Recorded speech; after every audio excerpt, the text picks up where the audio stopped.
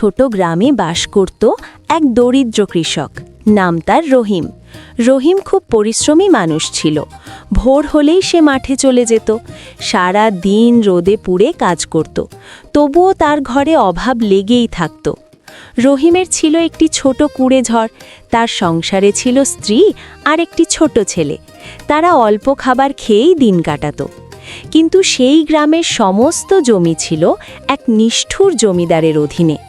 জমিদারের নাম ছিল করিমউদ্দিন। সে ছিল খুব কঠোর ও লোভী মানুষ। জমিদার করিমউদ্দিন কৃষকদের কাছ থেকে অনেক বেশি খাজনা নিত। কেউ সময় মতো খাজনা দিতে না পারলে সে খুব রাগ করত।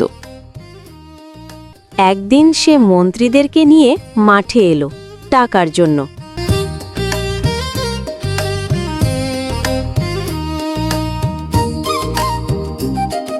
এই রহিম, এই মাসের খাজনা কোথায়? রাজা, এবার আমার ফসল তেমন একটা ভালো হয়নি, আমার আরেকটু সময় দেন। সময় নেই, না দিলে জমি কেড়ে নেগো।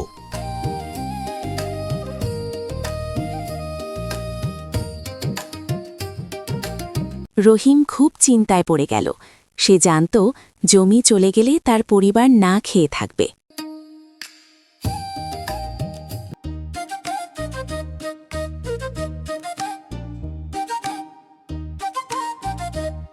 রহিম বাড়ি এসে সব ঘটনা তার বউয়ের কাছে খুলে বলল। রাতে তার স্ত্রী বলল, আল্লাহ বড় দয়ালু, তুমি মন খারাপ করো না। রহিম বলল, আমি চেষ্টা করব, যেভাবেই হোক খাজনা দেব। কয়েকদিন পর হঠাৎ বন্যা হলো।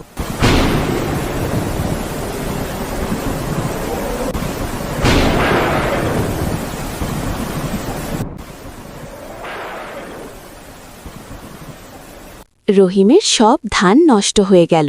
সে হতাশ হয়ে বসে রইল। গ্রামের লোকেরা বলল, এবার জমিদার খুব রাগ করবে। জমিদার খবর পেয়ে খুব রেগে গেল।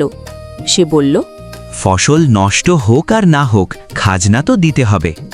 মন্ত্রী, তুমি কিছু লোকদেরকে নিয়ে রহিমের বাড়ি যাও, ওর কাছে অনেকগুলো টাকা পাওয়া যাবে খাজনার। যাও, যে আনো, আর যদি না দেয় তাহলে ওকে একটু ভয় দেখাও। তার লোকেরা রহিমের ঘরে গিয়ে তাকে ভয় দেখালো। কি ব্যাপার, রাজা তোমার কাছে খাজনার টাকা পাবে? টাকা কই? কালকের ভিতরে যদি তুমি খাজনার টাকা পরিশোধ না করো, তাহলে কলাম তোমার ঘর বাড়ি উঠায় দেব।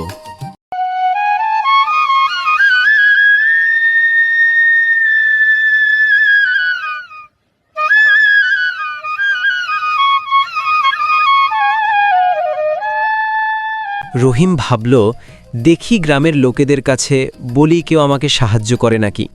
রহিম গ্রামের লোকেদের কাছে সব কথা খুলে বলল। তারপরে গ্রামের লোকজন রহিমের কথা শুনে রহিমকে সবাই কিছু টাকা পয়সা দিল। রহিম সাহস করে জমিদারের সামনে গেল। সে বলল, রাজা, আমি লোকেদের কাছ থেকে চেয়ে এই কটা টাকা পাইলাম। এই কটা টাকাই আপনি নিন, আর এইবার আমার জমি চাষ করতে দেন। ঠিক আছে, যাও, আর যেন এমনটা না হয়।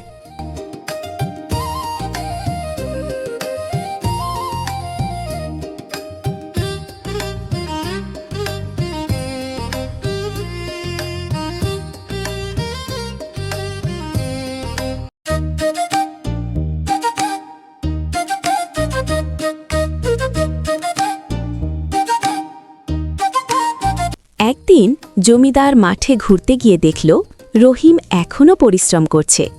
এত কষ্টের পরও সে কাজ ছাড়েনি। জমিদার একটু অবাক হল। জমিদার বুঝতে পারল সে কৃষকদের সাথে খুব অন্যায় করেছে।